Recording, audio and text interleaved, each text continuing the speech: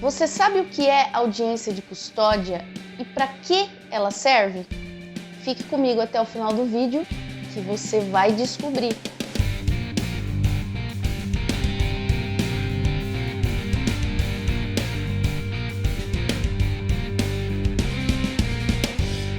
Bem-vindos ao canal Compartilha Direito. Eu sou a professora Bruna e hoje o tema é um dos mais importantes do processo penal, que é a audiência de custódia.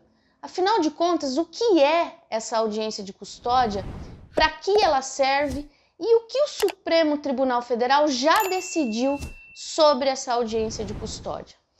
Bom, em primeiro lugar, é necessário fazer uma breve explicação acerca da diferença entre prisão em flagrante e prisão preventiva.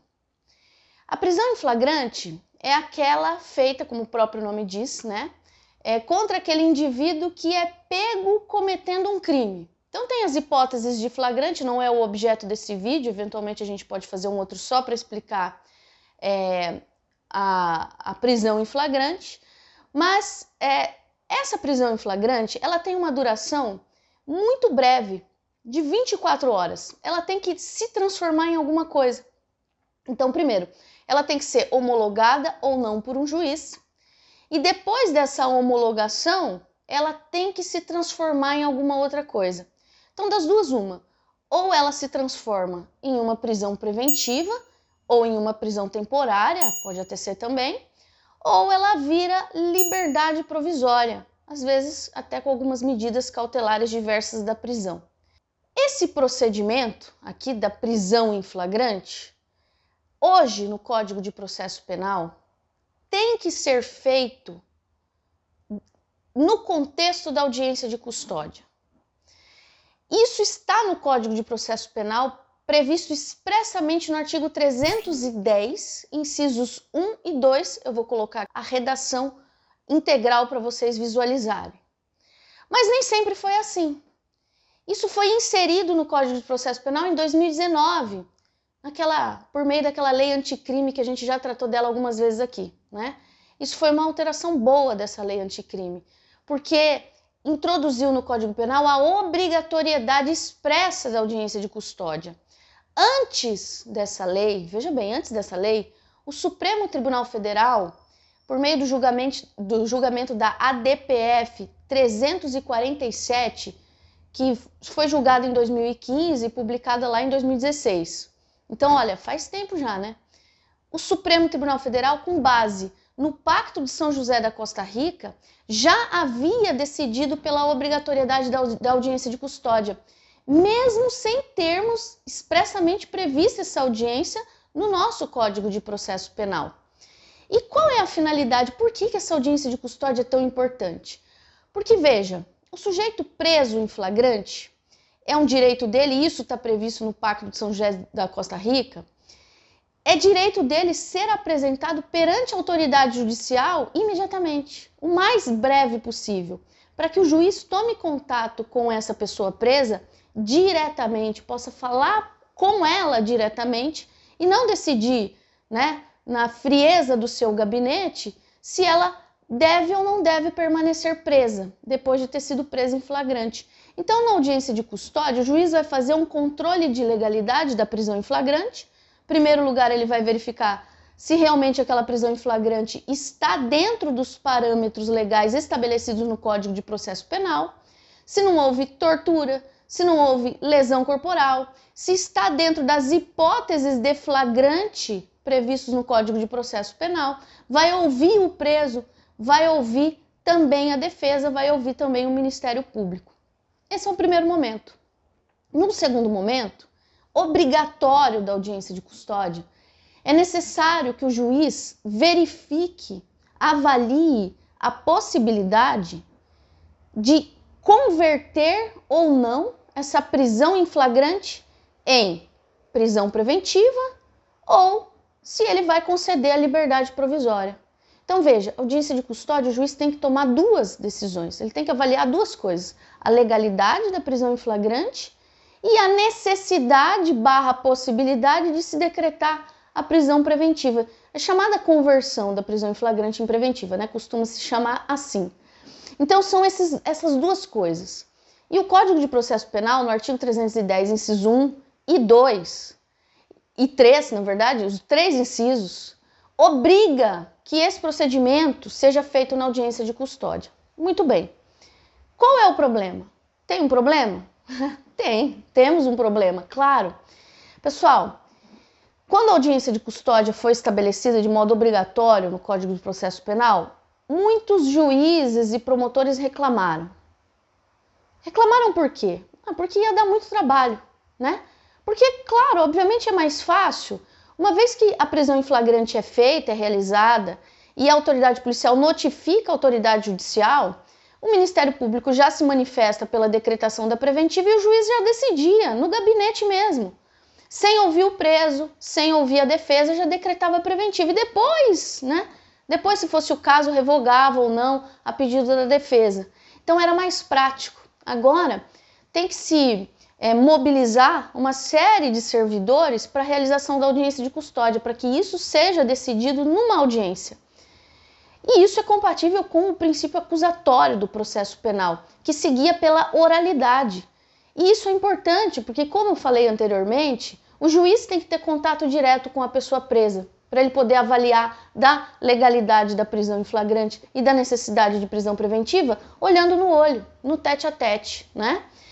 Só que o que tem acontecido aqui? Principalmente no contexto da pandemia e agora no contexto pós-pandêmico. A pandemia dificultou a realização das audiências presenciais, né? Aliás, dificultou não, né? Inviabilizou. Agora, no contexto pós-pandêmico, o CNJ já deu uma orientação, digamos, um puxão de orelha, né? No Poder Judiciário como um todo, dizendo, olha, tem que voltar às atividades presenciais, principalmente as audiências, né? No contexto da pandemia, o que começou a acontecer? Bom, não vamos poder fazer audiência de custódia, vamos voltar como era antes, vamos começar a decidir no gabinete mesmo, depois a gente vê. E com o tempo isso foi sendo adaptado e eles começaram a adotar um seguinte procedimento, olha, é preso em flagrante, notifica a vara criminal, desde logo o Ministério Público já se manifesta para decidir, para pedir ou não a prisão preventiva e o juiz já decide. Um dia depois marca audiência de custódia só para conferir, só para verificar a legalidade da prisão em flagrante.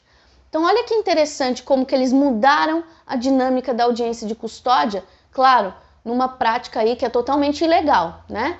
Eles colocaram agora assim, é preso em flagrante, notifica a autoridade judicial, o Ministério Público se manifesta, juiz decreta a prisão preventiva. No dia seguinte, aí faz a audiência de custódia, o que pode ser feito até em 1 minuto, né? Só para perguntar para o preso se ele tem antecedentes, como é que foi a prisão, se ele apanhou dos policiais. Basicamente é isso que tem sido feito. Então houve, pessoal, uma perversão do Instituto. O Instituto foi completamente desconfigurado e a audiência de custódia agora tem sido utilizada por esses profissionais apenas para perguntar se o preso apanhou ou não apanhou da polícia. Não é essa a finalidade da audiência de custódia.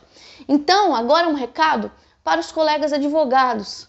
Verifique na audiência de custódia, quando você for nomeado para uma audiência de custódia, verifique nos autos se a prisão preventiva já foi decretada e peça na audiência de custódia que agora a gente discuta a questão da necessidade ou não da prisão preventiva, porque esse é o momento correto.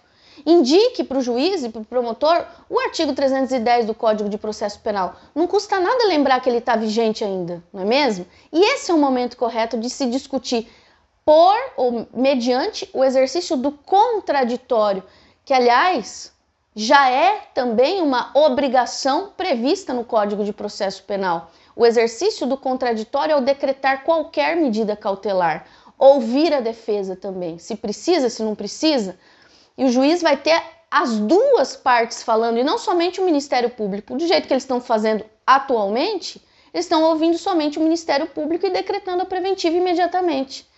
Isso também é uma prática contrária ao Código de Processo Penal.